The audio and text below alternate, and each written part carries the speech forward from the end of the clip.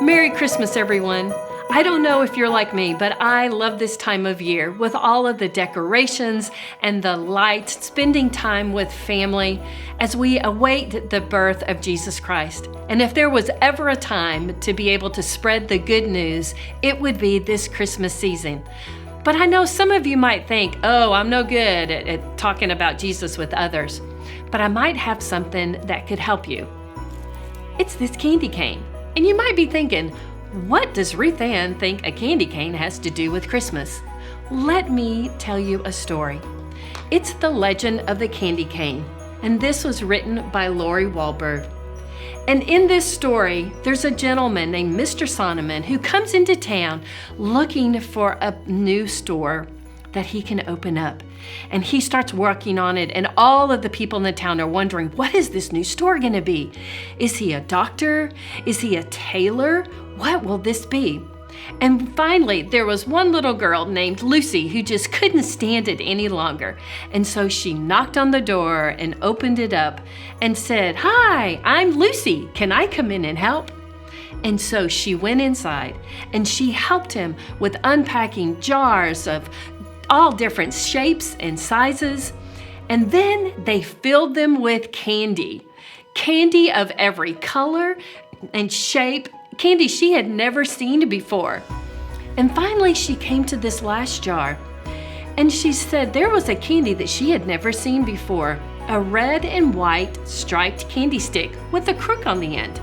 "What is this?" Lucy asked him. "This," Mr. Sonneman explained, "is a candy cane. It is a very special Christmas candy." "Why?" Lucy asked. "Tell me, Mr. Sonneman, what letter does it look like?"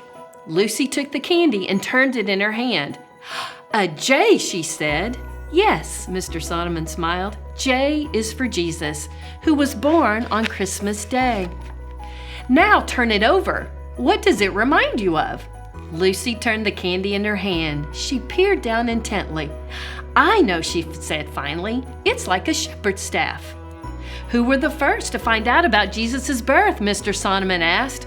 "Shepherds in the field," Lucy answered, "watching over their flocks by night." "But Mr. Sonneman, what are the stripes for?" Lucy asked. The man's eyes grew sad. "The prophet Isaiah said, 'By his stripes we are healed.' Before he died on the cross, Jesus was whipped. He bled terribly. The red reminds us of his suffering and his blood." But then Mr. Sonneman continued, "The candy is white as well. When we give our lives to Jesus, his blood washes away our sins, making us white and pure as snow." "That," he said, "is the story of the candy cane." "Is it a secret?" Lucy asked. Mr. Sonneman looked at her for a long moment. "It's a story that needs to be told," he said. "Will you help me share it?" And in the same way that they went around town handing out candy canes and invitations to others, you can do this too. If you're going to be in the church during this week, you can stop by the church office or the Welcome Center. And I have this little tag for you that you can attach to your very own candy cane. And on this, it tells the story in a shortened version of the candy cane and the birth of Jesus. And you can help spread the good news. So I wish you all a very Merry Christmas.